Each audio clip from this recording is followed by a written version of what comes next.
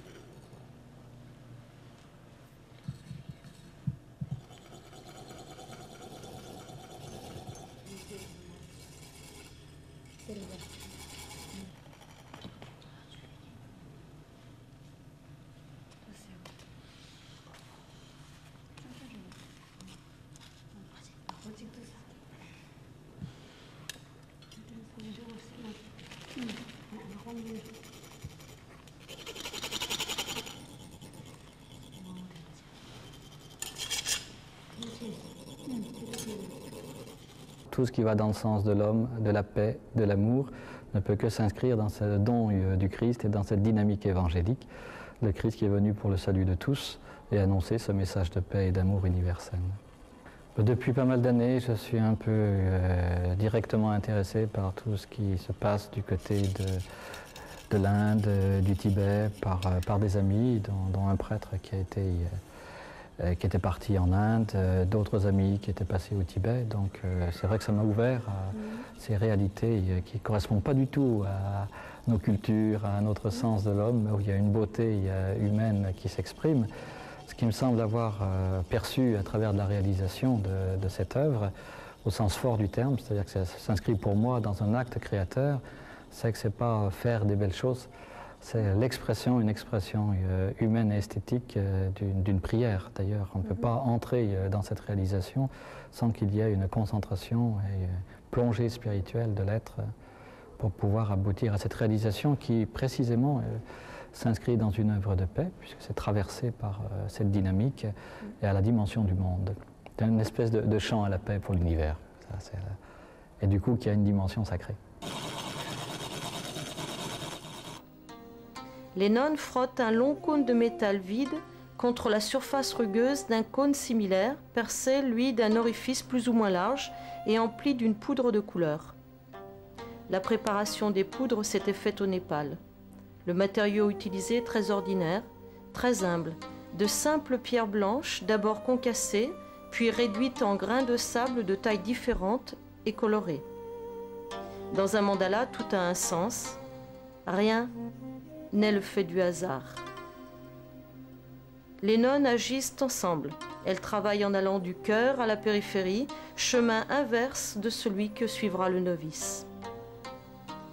Grain après grain, avec une infinie patience, lentement, dans le cœur de l'église de Saint-Anne-le-Châtel, le mandala de Tcherenzi, symbole de la compassion et de l'amour universel, prend forme. Compassion et paix, ce sont aussi des mots qu'on retrouve dans nos convictions chrétiennes. Et je suis persuadé que des chrétiens, s'ils ont fait une rencontre vraie avec ces personnes, ne peuvent qu'être stimulés et encouragés dans leur propre foi. C'est de mémoire que les nonnes créent le mandala. Le mandala représente extérieurement un palais céleste, la résidence d'une divinité tantrique de méditation. Intérieurement, notre esprit. Les différentes enceintes symbolisent les différents passages d'un état de conscience à un autre, avec en son centre notre esprit de Bouddha sous la forme de la divinité.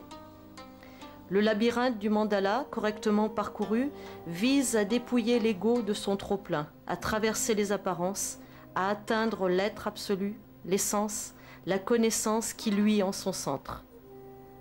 Le mandala est le miroir du cosmos, dans sa forme extérieure.